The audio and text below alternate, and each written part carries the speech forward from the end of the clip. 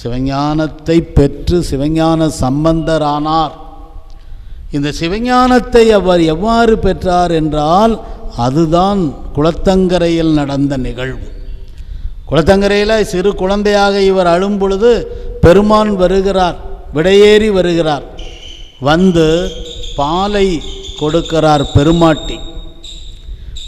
அந்த பாலில் பெருமாட்டி சிவஞானத்தை கலந்து அந்த குழந்தைக்கு கொடுத்தார். அதனால் அது அந்நிலையில் குளத்தங்கரையில் பெருமாட்டி பால் கொடுத்ததால் சிவஞானம் பெற்றதால் அன்றிலிருந்து அக்குழந்தை சிவஞான சம்பந்தரானது. அப்போ எப்போ சிவஞான சம்பந்தரானது என்றால், அந்த பெருமாட்டி வந்து அந்த கொடுத்த சிவஞானம் என்றால், அதை கொடுத்த உடனே என்னாச்சுன்னார், சிவனடியே சிந்திக்கும் திருப்பெருகு சிவஞானம் பவமதனை அறமாற்றும் பாங்கினில் ஓங்கிய ஞானம் ஓமையில்லா கலைஞானம் உணர்வறிய மெஞ்ஞானம் தவ முதல்வர் சம்பந்தர் தாமுணர்ந்தார் அந்நிலையில் என்று சேக்கிழார் பாடினார்.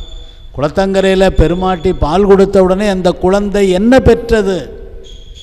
என்ன பெற்றதுன்னா இவர் சேக்கிழார் பாடுறார்.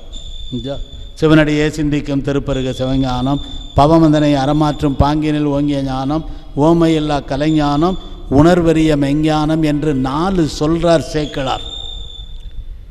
1887 மதுரை மெட்ராஸில் சைவ அறிஞர்கள் கூடினார்கள்.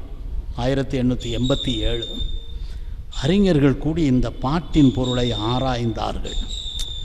ஏன்னா அது வரைக்கு சிவனடியே சிந்திக்கும் திருப்பருகு சிவஞானம் 1, பவமதனை அறமாற்றும் பாங்கினில் ஓங்கிய ஞானம் 2, ஓமையில்லா கலைஞானம் 3, உணர்வறிய மெஞ்ஞானம் 4 விதமான ஞானங்களை பெற்றார்னு தான். அதற்கு முன்னால் இந்த பாட்டின் பொருளை அவ்வாறு புரிந்த நிலையில் சைவ அறிஞர்கள் இது சரியில்லை என்று உணர்ந்தார். அப்படி இல்லை. அப்போது 1887 விரிவாக சைவ அறிஞர்கள் உட்கார்ந்து இந்த பாட்டிற்கு சரியான பொருளை கண்டார்கள். இது 2 ஞானங்களைத்தான் பேசுகிறது.